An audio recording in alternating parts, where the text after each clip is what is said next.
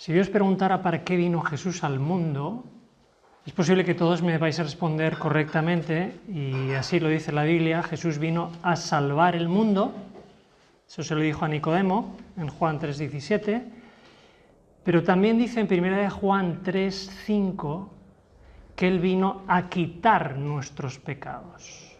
Son dos cosas las que vino Jesús a hacer, no solo a salvar el mundo, sino a quitar nuestros pecados. Y obviamente si yo preguntara aquí a cuánto le gustaría terminar con el pecado, todos me vais a decir que sí, y la pregunta entonces que surge es, ¿cuál es el mejor método? ¿Sabéis que la Biblia dice que hay un método para terminar con el pecado?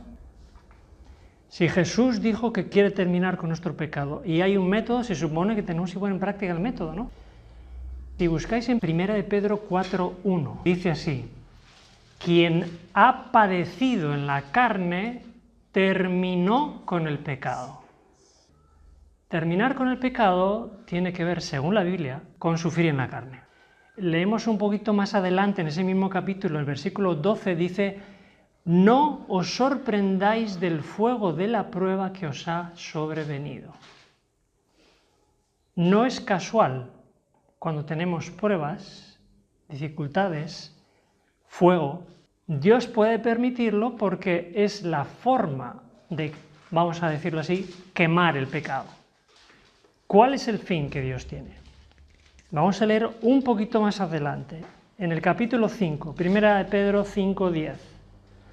Dice: Dios, después que hayáis padecido un poco de tiempo, os perfeccione, afirme, fortalezca y establezca. Primero un poco de tiempo y luego un poquito de fuego. Aquí lo expresa en el perfeccionamiento, afirmación, fortaleza y establecimiento, que es lo que ocurre por medio de ese proceso. No sé vosotros, seguro que podríais contarme vuestras propias situaciones familiares o vuestras historias a lo largo de la vida, pero es muy posible que como cristianos todos ya hemos probado un poquito de fuego. El problema es que todavía no ha sido suficiente. Nos va a hacer falta un poquito más de fuego para, como dice el texto primero que hemos leído, terminar con el pecado. Porque si nos quedamos a medias, entonces Dios no va a hacer la obra completa, y ese poquito de fuego a veces incluye fuego que viene de la propia familia.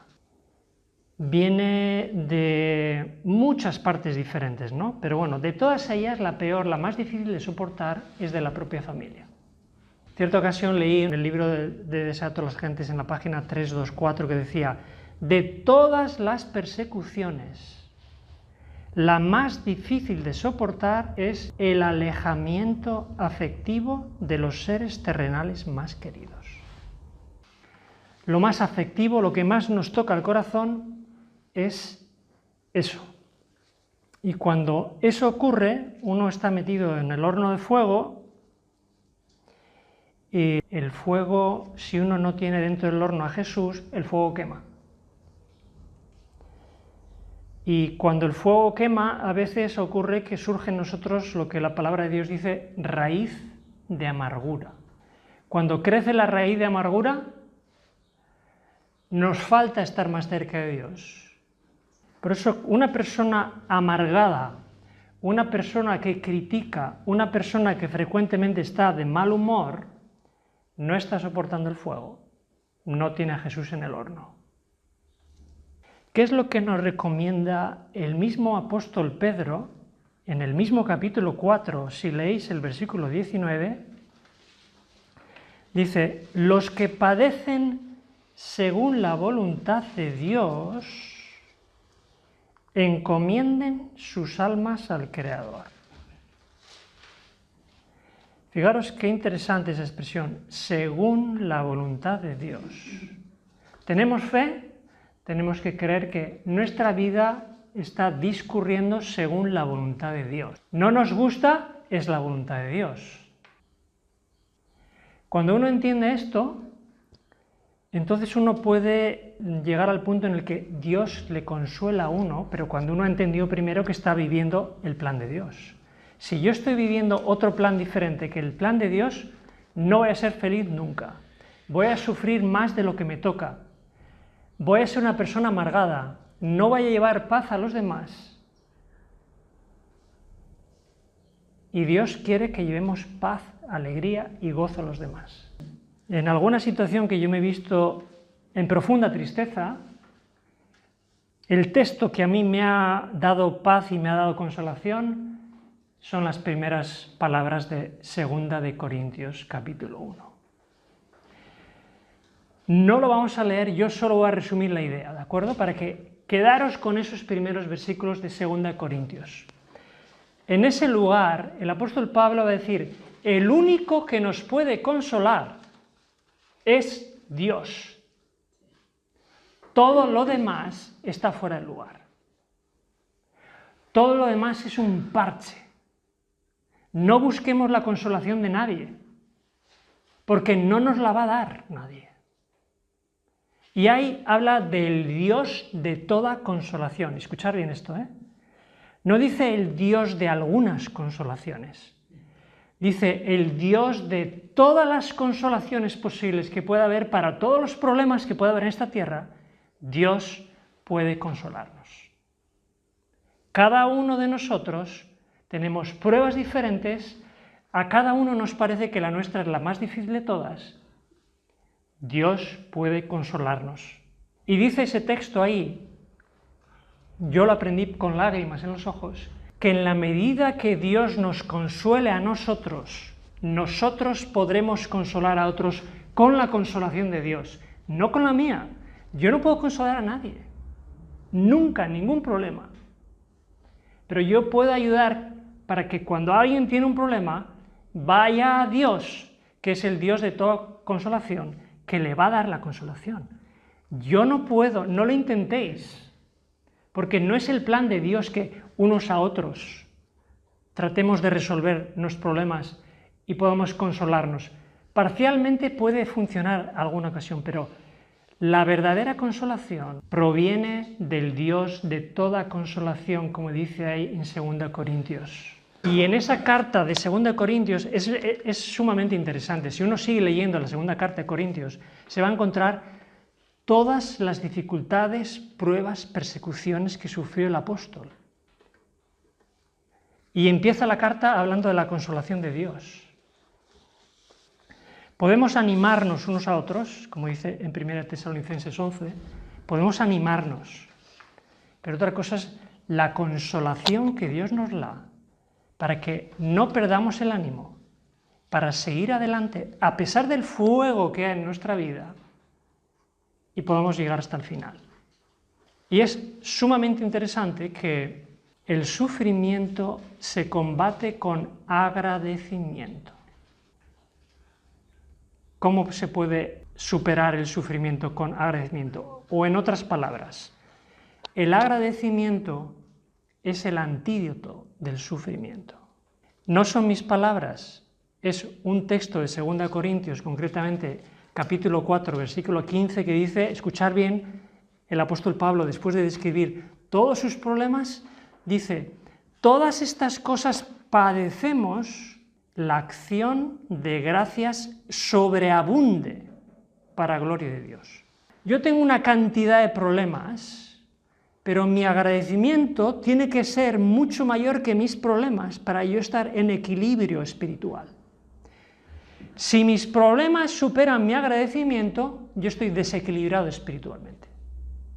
El agradecimiento es una de las claves y de las señales de que alguien es cristiano realmente. Es lo que dice ese texto de 2 Corintios 4, 15. Por eso luego va a decir también a los tesalonicenses, capítulo 5, 18, les va a decir, dad gracias por todo. Por todo, en cualquier situación hay algo por lo cual dar gracias. Esa es la idea, ¿no?, que él estaba compartiendo ahí. Tenemos pruebas personales y tenemos pruebas colectivas. Tenemos que entrenarnos en las pruebas personales de cada uno porque llega el momento que vienen pruebas colectivas como cristianos. ¿Por qué? Bueno, no sé si os suena la expresión la hora de la prueba que ha de venir sobre el mundo entero. ¿Os suena esa expresión? Escuchar bien, no sobre un grupito, sobre Estados Unidos, sobre Europa, dice el texto, y ahora os voy a decir cuál es. ¿Por qué ha de venir una prueba para todo el mundo? Ese texto sigue diciendo, para probar a los habitantes de la tierra. Y no sé si alguno intuye ya por dónde está ese texto, pero dice que es para probar a los habitantes de la tierra. ¿Quiénes van a superar la prueba? Dice, por cuanto has guardado la palabra de mi paciencia. Los que hayan guardado la palabra, y dice ahí paciencia, pero también quiere decir perseverancia, los que hayan perseverado, cuando venga la prueba, la hora de la prueba que ha de venir sobre todo el mundo, van a soportarla. Y ese texto es Apocalipsis 3:10. Apocalipsis 3:10. Solo los que perseveren van a ser guardados de la hora de la prueba colectiva que vamos a tener todos los cristianos, y todo el mundo obviamente, pero especialmente los cristianos, de la cual solo vamos a superar si ahora superamos las pruebas individuales que cada uno tenemos. Ahora solo estamos entrenándonos. Y estaba leyendo en un libro, se cita este versículo, Apocalipsis 3:13, y luego se dice, todos aquellos cuya fe no esté firmemente cimentada en la palabra de Dios serán engañados y vencidos.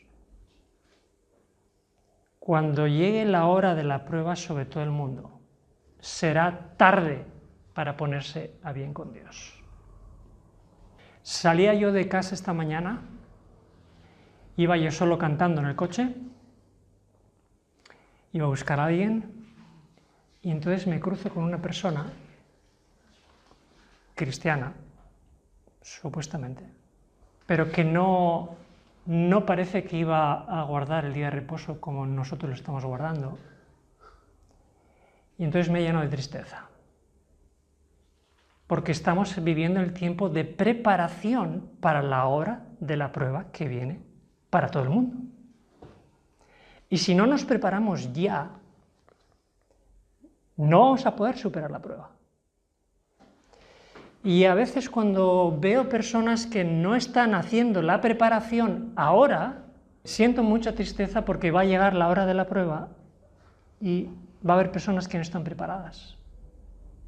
Dios quiera que podamos dedicar mucho más tiempo a estar en intimidad con Dios, en oración, estudiando la Biblia.